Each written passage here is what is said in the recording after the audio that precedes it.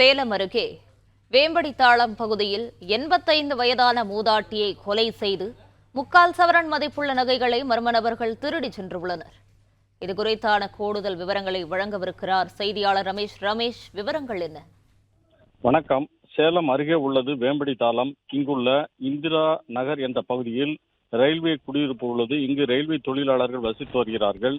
இங்கு வசித்து வருபவர் தனபால். இவரது தாயார் மாரியம்மாள்.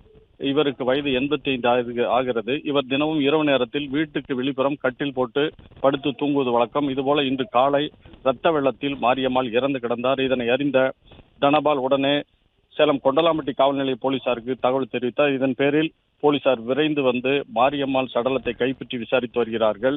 மாரியம்மாள் 3/4 சவரன் தோடு மற்றும் மூக்குத்தி அணிந்திருக்கிறார்.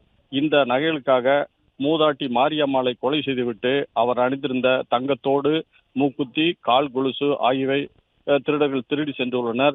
தற்போது இந்த கொலையில் துப்பு துலங்க தனிப்படை அமைக்கப்பட்டிருக்கிறது. இவர்கள் பல்வேறு கோணங்களில் விசாரித்து வருகின்றனர். பிளே ஸ்டோர் மற்றும் ஆப் ஸ்டோரில் இருந்து பாலிமர் செயலியை QR கோடு மூலம் பதிவிறக்கம் செய்யுங்கள்.